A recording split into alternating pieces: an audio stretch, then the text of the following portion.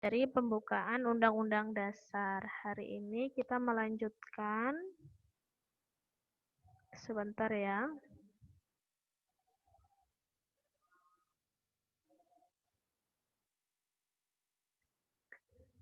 Sudah terlihat ya? Oke, sudah terlihat. Kemarin kita sampai kepada makna undang-undang ya. Makna undang-undang dasar, Budi ulangi lagi untuk mengilas balik ya. Makna alenia, jadi undang-undang dasar itu pembukaan undang-undang dasar itu memiliki 4 alenia atau 4 paragraf ya. Alenia yang pertama artinya itu maknanya adalah menyatakan kemerdekaan adalah hak asasi seluruh bangsa. Gitu ya. Jadi alinea pertama itu mengakui bahwa kemerdekaan seharusnya adalah hak seluruh bangsa, begitu. Kemudian yang alinea kedua itu isinya adalah perjuangan bangsa Indonesia itu telah mencapai tingkat yang menentukan di mana momentum itu diharuskan untuk dimanfaatkan menyatakan kemerdekaan. Dan di sini alinea kedua itu memuat cita-cita bangsa, gitu ya. Sebentar ini. Atau memuat cita-cita bangsa. Jadi cita-cita bangsanya Indonesia adalah menjadi negara yang merdeka, bersatu, berdaulat, adil, dan makmur. Itu adalah makna alinea kedua. Kemudian makna alinea ketiga adalah pernyataan kemerdekaan. Jadi alinea ketiga ini kan ada kata-katanya ya. Maka rakyat Indonesia menyatakan dengan ini kemerdekaannya, ya. Nah, kemerdekaannya ini itu menyatakan kemerdekaan, dan kemerdekaan ini itu merupakan berkat dari Allah gitu. Bukan hanya semata-mata perjuangan kita sendiri, tetapi karena pertolongan Allah. Dan kata-kata atas berkat rahmat Allah ini menunjukkan bahwa Indonesia itu mempunyai kepercayaan terhadap Tuhan, gitu ya. Orang Indonesia itu wajib punya kepercayaan kepada Tuhan karena kemerdekaannya kita itu atas berkat rahmat Allah, gitu. Nah, yang paling banyak adalah makna alinea keempat, di mana makna alinea keempat ini memuat tujuan bangsa. Kalau tadi alinea 2 itu memuat cita-cita, kalau alinea keempat itu memuat tujuan bangsa, kemudian ketentuan perlunya undang-undang dasar, bentuk negara yang berkedaulatan rakyat, dan dasar negara Pancasila. Nah, tujuan bangsa Indonesia itu, kalau tadi cita-cita bangsa Indonesia adalah Indonesia yang merdeka, bersatu, berdaulat, adil, dan makmur, itu adalah cita-cita. Sedangkan tujuan bangsa Indonesia adalah melindungi segenap bangsa dan tumpah darah Indonesia, memajukan kesejahteraan umum, mencerdaskan kehidupan bangsa, dan ikut melaksanakan ketertiban dunia. Jadi ini tujuan bangsa Indonesia. Indonesia itu sudah merdeka, itu mau ngapain gitu ya. Sudah merdeka mau ngapain? Ngapainnya adalah melindungi segenap bangsa dan tumpah darah Indonesia. Kita sebagai warga negara itu wajib dilindungi oleh negara. Kemudian memajukan kesejahteraan umum, warganya disejahterakan, tidak digaris kemiskinan terus, gitu ya. Negara berjuang untuk bisa memeratakan pembangunan, memeratakan ekonomi di seluruh negara. Nah, yang ketiga, mencerdaskan kehidupan bangsa. Negara itu punya tujuan agar rakyatnya pinter-pinter, gitu ya, bisa berdikari, berdiri dengan kaki sendiri. Yang keempat adalah melaksanakan ketertiban dunia, ikut mendamaikan konflik-konflik yang ada di dunia. Begitu. Itu adalah tujuan bangsa Indonesia. Nah, tujuan ini sudah mulai direalisasikan, tetapi masih banyak yang perlu dievaluasi, gitu ya. Nah, contohnya adalah ini kemarin sudah ya, melindungi segenap bangsa Indonesia, kemudian memajukan kesejahteraan umum, mencerdaskan kehidupan bangsa, kemudian melaksanakan ketertiban dunia. Nah, sekarang di pertemuan ketiga ini kita akan membahas tentang kedudukan Undang-Undang Dasar 1945. Nah, kedudukan Undang-Undang Dasar itu apa sih kayak gitu ya? Undang-Undang Dasar. Sekarang kita membahas tentang undang-undangnya ya, bukan pembukaannya. Kalau tadi kita membahas pembukaan, sekarang kita membahas tentang undang-undangnya. Jadi Undang-Undang Dasar kan terdiri dari dua ya, pembukaan dan pasal-pasal. Nah, kita akan membahas tentang kedudukan undang-undang secara keseluruhan, bukan hanya pembukaan. Nah, kenapa perlu ada undang-undang? Undang-undang itu diperlukan untuk mengatur hak dan kewajiban penguasa atau membatasi kekuasaan pemerintah. Jadi, undang-undang itu ada untuk mengatur pemerintah. Tidak boleh pemerintah itu sewenang-wenang, kemudian menjabat terlalu lama dan lain sebagainya karena sudah diatur oleh undang-undang. Contohnya, presiden itu hanya boleh menjabat selama 5 tahun, ya, selama 5 tahun yang dipilih oleh rakyat dan boleh menjabat dalam 2 kali periode. Jadi setelah 2 kali periode itu tidak boleh menjabat presiden lagi. Contohnya presiden pertama Indonesia yang dipilih oleh pemilu, dipilih oleh rakyat adalah Presiden Susilo Bambang Yudhoyono. Kan 5 tahun. Itu tahun 2004.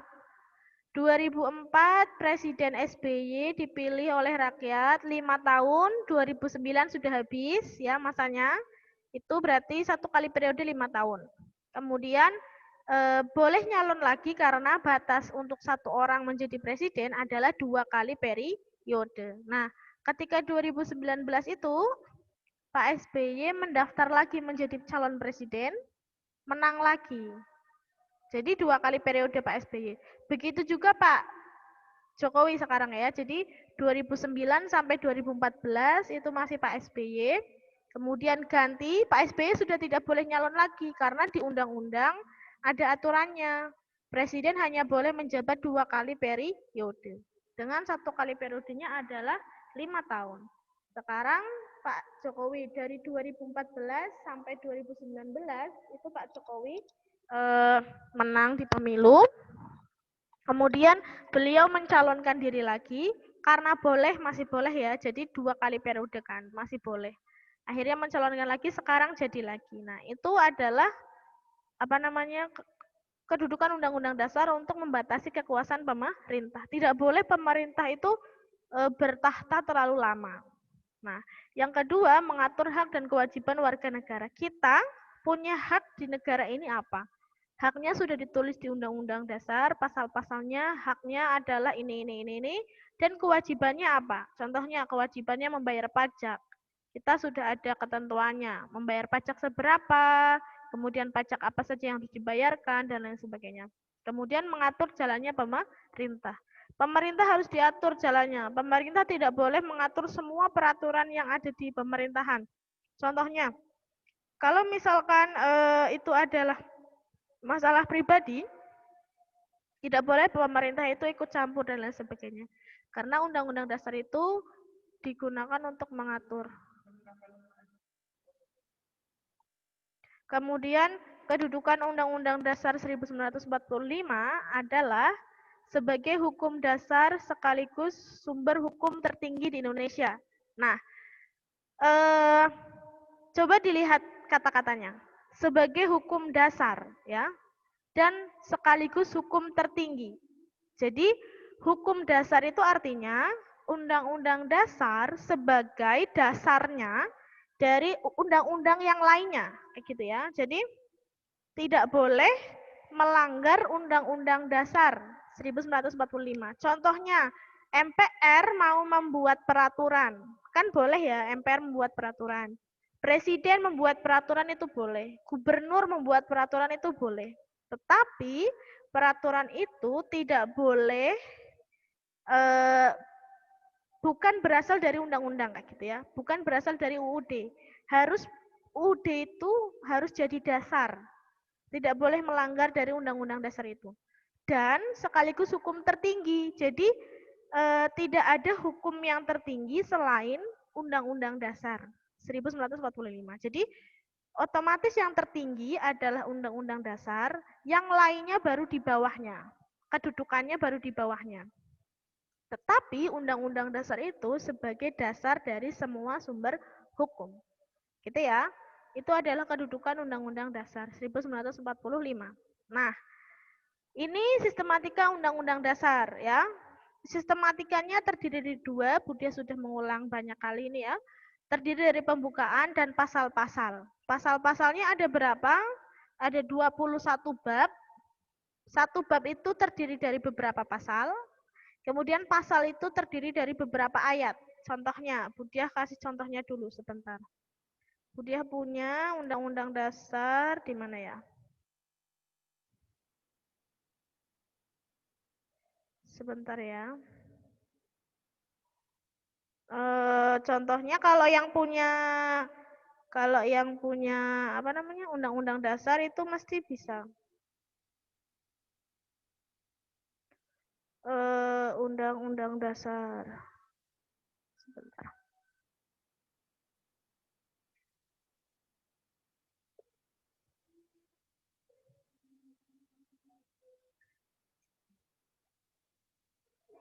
Di mana ya?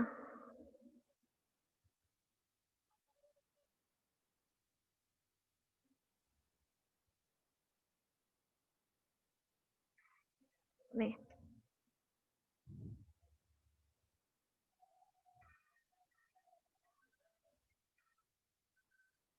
Oke, sebentar.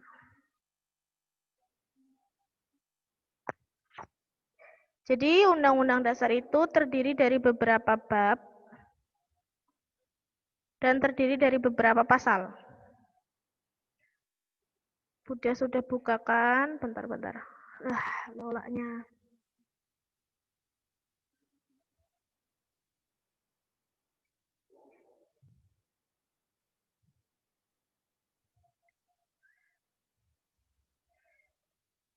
Oke. Di kursornya.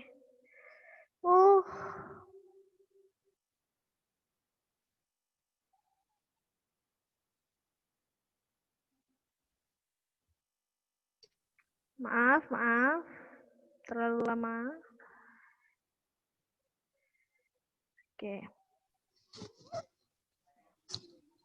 Udah ya, terlihat ya. Nah, ini adalah pembukaan Undang-Undang Dasar. Budia kasih file Undang-Undang Dasar.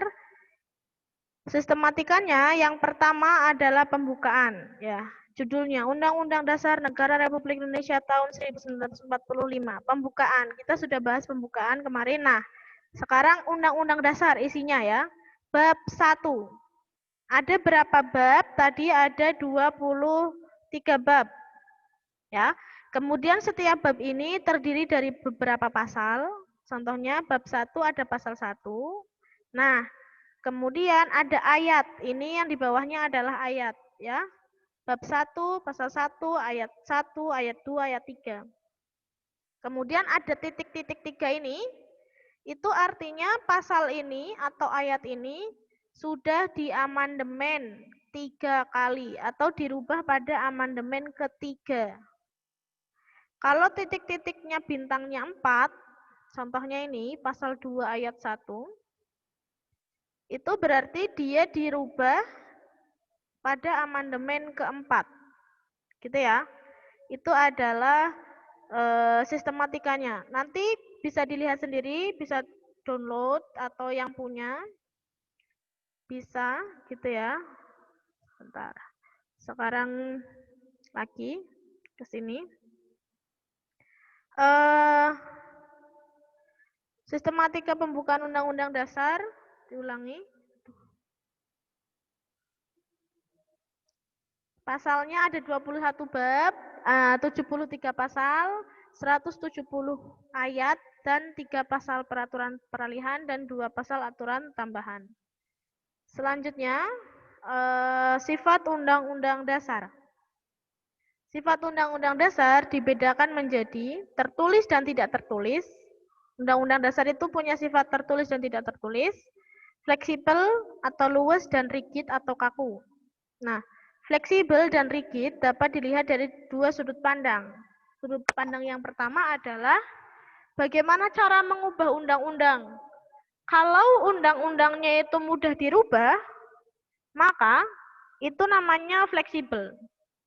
Tetapi kalau undang-undangnya susah untuk dirubah, itu namanya rigid. Ya, rigid itu kaku atau susah. Nah, tapi ada cara pandang lain. Cara pandang lainnya adalah kalau mengikuti perkembangan zaman, berarti itu fleksibel, dan tidak mengikuti perkembangan zaman itu rigid. Gitu ya. Sedangkan sifat Undang-Undang Dasar 1945 itu tertulis ya. Undang-undang kan bisa tertulis atau tidak tertulis. Kemudian fleksibel atau rigid. Sedangkan kalau undang-undangnya kita sifatnya adalah tertulis. Tertulisnya itu singkat. Kemudian memuat norma, aturan dan ketentuan. Yang keempat, merupakan peraturan hukum positif yang tertinggi. Jadi yang paling tinggi. Nah, yang kelima, Undang-Undang Dasar 1945 itu bersifat rigid dalam cara mengubahnya, tetapi fleksibel dalam mengikuti perkembangan zaman. Kenapa? Karena untuk mengubah Undang-Undang Dasar 1945 itu tidak serta-merta langsung dirubah, tetapi harus ada prosedurnya. Gitu ya. Jadi rigid itu kaku, kalau fleksibel itu luwes, gampang. Nah, yang kaku ini Undang-Undang Dasar kakunya karena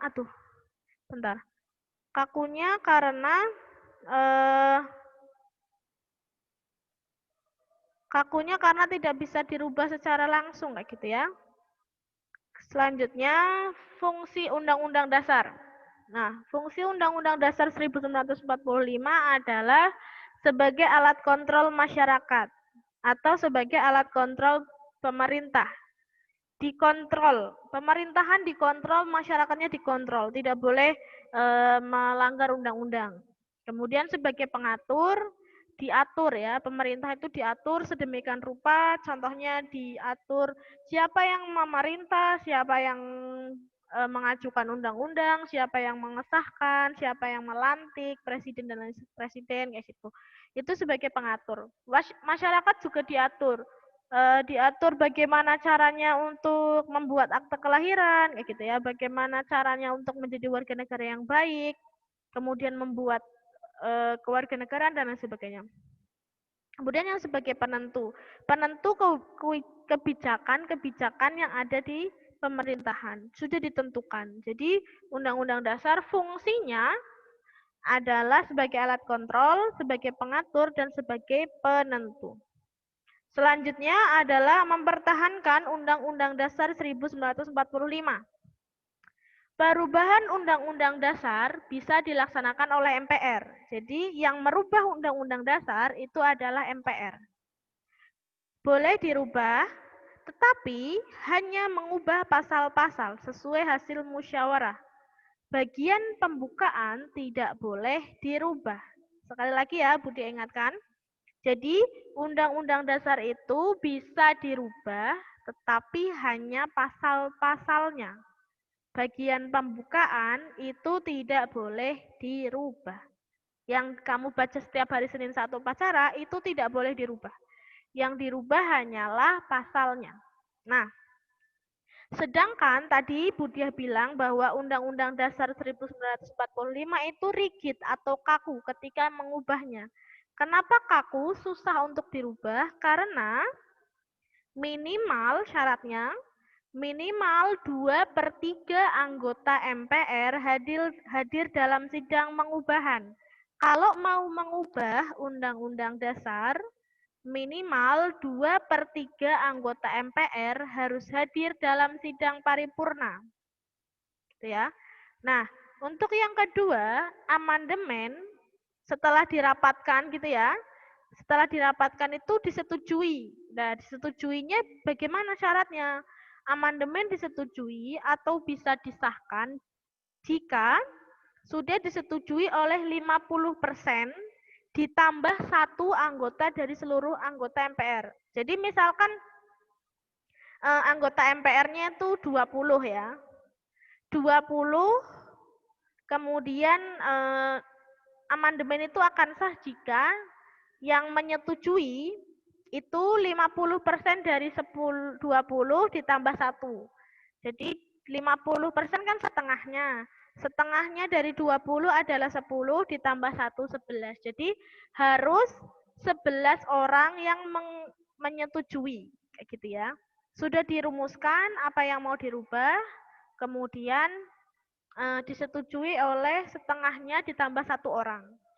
Kalau misalkan anggota MPR-nya 100, berarti 50%-nya setengahnya 100 ditambah 1. 51 orang. Gitu ya. Nah, itu adalah cara mengubah undang-undang dasar. Makanya kenapa amandemen undang-undang dasar itu bersifat kaku atau rigid. Nah, yang selanjutnya adalah batasan-batasan amandemen atau kesepakatan dasar amandemen. Jadi, dalam amandemen itu ada batasannya. Mana yang boleh dirubah, mana yang tidak boleh dirubah. Yang pertama, tidak mengubah pembukaan Undang-Undang Dasar 1945. Tadi ya, jadi yang boleh dirubah adalah pasal-pasal. Yang kedua, tetap mempertahankan negara kesatuan Republik Indonesia. Jadi, dalam amandemen tidak boleh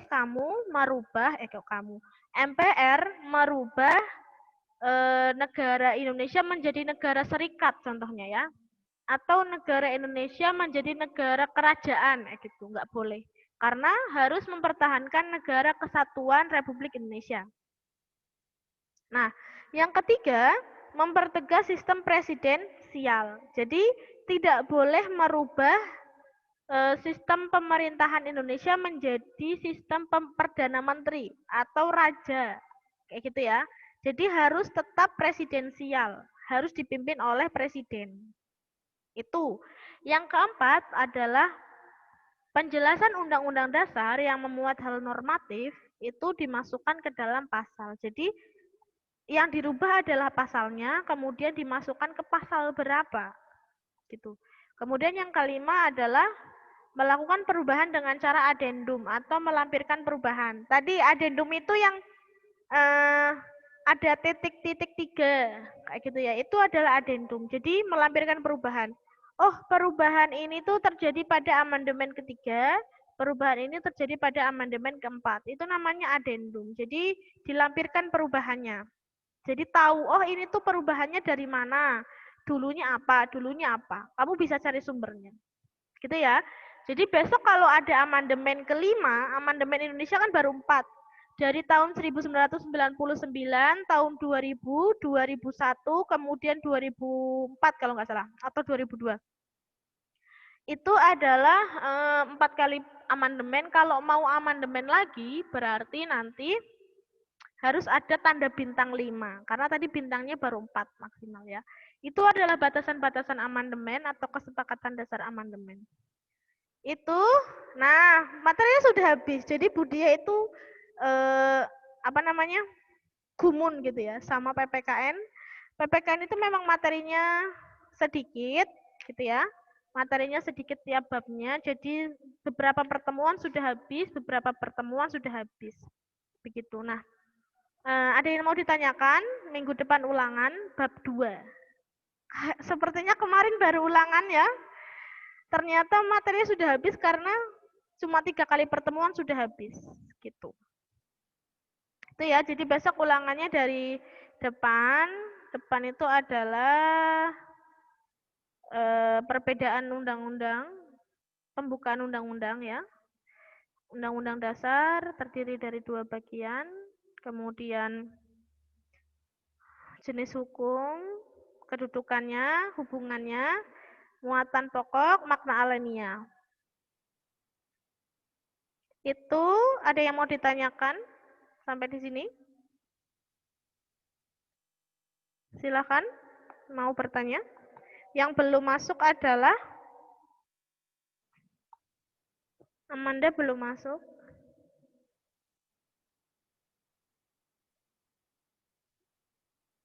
Lilin, Nabila sudah, Vika, 3 ya. Oke, ada yang mau ditanyakan sampai sini? Jadi tadi kita sudah belajar tentang kedudukan Undang-Undang Dasar ya. sebagai hukum dasar dan juga sumber hukum tertinggi. Setelah itu fungsinya sebagai alat kontrol, sebagai pengatur, dan juga sebagai penentu. Setelah itu belajar tentang amandemen, sifatnya Undang-Undang Dasar adalah tertulis, kemudian singkat, memuat norma, kemudian merupakan peraturan hukum yang positif yang tertinggi dan juga bersifat rigid dalam cara mengubahnya, tetapi fleksibel dalam mengikuti perkembangan zaman. Yang selanjutnya adalah, tadi kita sudah belajar tentang cara amandemen. Mengamandemen Undang-Undang Dasar itu, yang boleh diamandemen hanya pasalnya, oleh MPR, 2/3 dari jumlah orangnya yang hadir, dan 50% ditambah 1 orang disetujui oleh MPR. Gitu ya. Ada yang tanyakan sampai sini? Jika tidak ada, Budiah mau menagih tugas yang kemarin belum, silahkan dikumpulkan. Menghafalkan pembukaan undang-undang. Itu ya, Budiah akhiri. Wassalamualaikum warahmatullahi wabarakatuh.